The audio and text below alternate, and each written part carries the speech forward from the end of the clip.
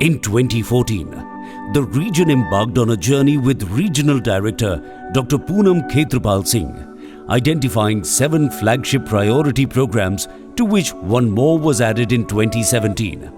Eliminating measles and rubella, preventing and controlling non-communicable diseases through multi-sectoral policies and best buys, accelerating reduction of maternal, neonatal and under 5 mortality, accelerating efforts to achieve universal health coverage with focus on human resources for health and essential medicines, strengthening national capacities for preventing and combating antimicrobial resistance, scaling up capacities for emergency risk management in countries, eliminating neglected tropical diseases and other diseases, and accelerating efforts to end TB by 2030 was added as a flagship on 27th March 2017.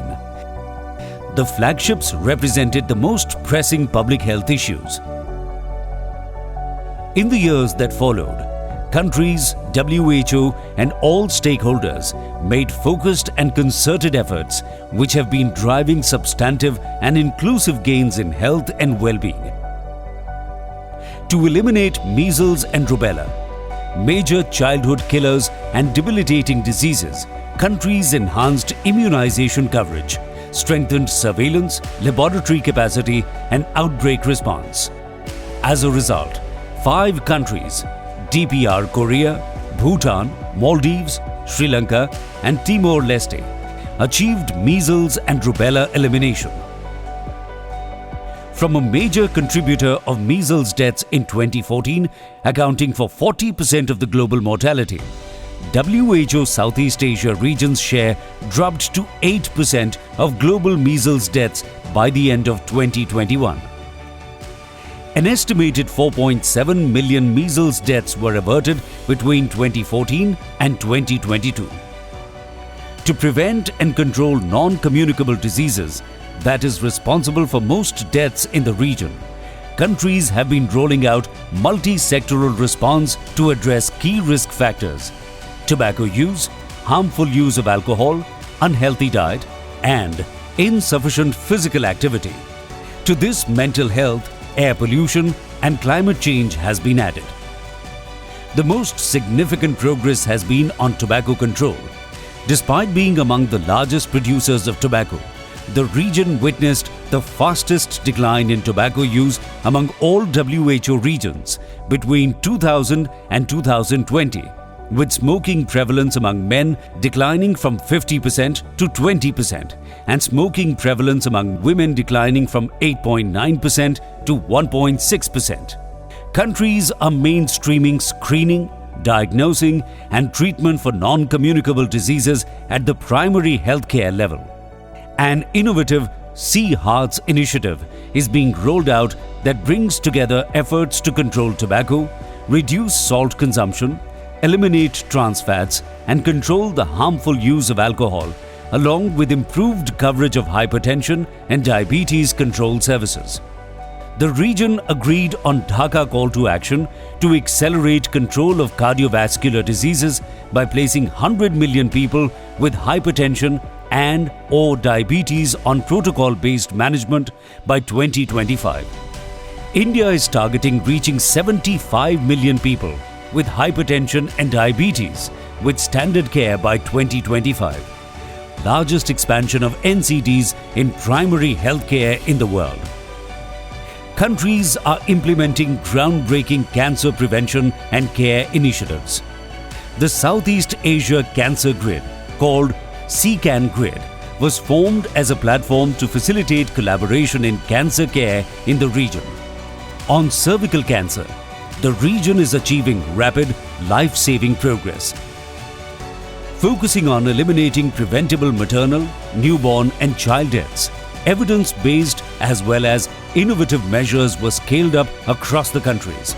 Between 2010 and 2021, the region recorded 69% decline in maternal mortality, the steepest globally, 45% decline in under 5 mortality, 39% decline in neonatal mortality, and 54% decline in stillbirths. DPR Korea Indonesia, Maldives, Sri Lanka and Thailand have achieved 2030 SDG targets of reducing under 5 mortality and neonatal mortality, accelerating efforts to achieve universal health coverage with focus on human resources for health and essential medicines. Countries in the region achieved an increase in Universal Health Coverage Index from 47 to 61 between 2010 to 2019. Availability of doctors, nurses and midwives increased by over 30.6% since 2014. Southeast Asia Regulatory Network was launched by 2016 to enhance information sharing, collaboration and convergence of regulatory practices of medicines, vaccines, medical devices and diagnostics. Focusing on primary health care for universal health coverage, the region launched Southeast Asia Regional Primary Healthcare Forum in 2022 to share innovative interventions. For strengthening national capacities to prevent and combat antimicrobial resistance, all countries rolled out National Action Plan to reverse antimicrobial resistance. More countries are taking measures on governance, raising awareness, AMR surveillance, infection prevention and control, research and innovation, and One Health engagement and coordination. One of the most prone regions in the health emergencies, WHO Southeast Asia region, has been in the forefront on strengthening emergency risk capacities, a regional flagship. Committed to health security, countries have been strengthening International Health Regulations 2005 core capacities. The preparedness and enhanced capacities were reflected in Nepal's response to 2015 earthquake. Bangladesh's handling of the mass Rohingya influx in Cox's Bazar. India's swift response to cyclones in Odisha and curtailing of Nipah outbreaks in Kerala. Indonesia's response to the frequent natural disasters and Thailand's curtailing of MERS coronavirus importation. These events, despite some of them being very big in scale, caused least deaths and diseases. The region's own Health Emergency Fund, CIHF, funded 43 health emergencies in 10 countries and its mandate extended to fund preparedness in addition to response. Lessons from the various public health emergencies were used all along to further strengthen emergency response capacities. Learnings from the COVID-19 pandemic are now guiding the regional strategy roadmap on health security and health system resilience for emergencies 2023-2027.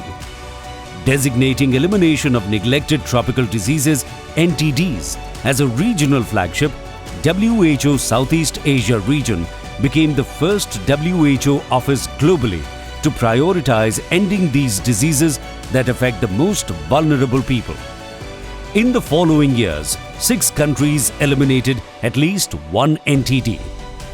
India was declared yaws-free in 2016. Maldives and Sri Lanka eliminated lymphatic filariasis as a public health problem in 2016. Thailand achieved this feat in 2017 and Bangladesh in 2023.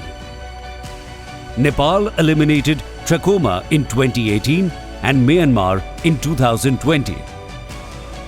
Bangladesh became the first country in the world to achieve elimination of Kala Azar as a public health problem in 2023. Maldives interrupted transmission of leprosy in 2023. To end TB, the region is witnessing the highest ever political commitment among member countries. Across the region, countries were making concerted efforts. India launched TB-Free India campaign in a mission mode. Indonesia issued a presidential decree to end TB, while Timor-Leste rolled out a campaign led by the Prime Minister himself. In Bangladesh, TB is a notifiable disease. Nepal is introducing newer, shorter treatment regimen for drug-resistant TB. Thailand and DPR Korea have increased funding to fast-track effective end TB strategies, while Myanmar has introduced newer diagnostic tools, mobile clinics and affordable treatment. Focusing on diseases on the verge of elimination, Maldives eliminated malaria in 2015 and Sri Lanka eliminated malaria in 2016. Thailand eliminated mother-to-child transmissions of syphilis and HIV in 2016, followed by Maldives and Sri Lanka in 2019. Bangladesh, Bhutan, Nepal and Thailand achieved hepatitis B control in 2019 through vaccination. The WHO Southeast Asia region eliminated maternal and neonatal tetanus as a public health problem in 2016.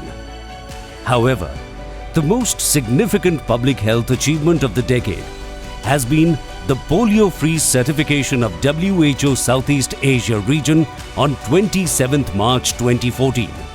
The region maintains its status despite continuing risk of importation. The decade marked many achievements and advances against the regional flagships and beyond. Thanks to the strong political commitment of member countries, concerted efforts of health officials, partner agencies and all stakeholders, relentless efforts of the millions of health workers across the region, the nearly 2 billion people of the region and the vision of the Regional Director, Dr Poonam Khetrapal Singh. We salute you. We thank you.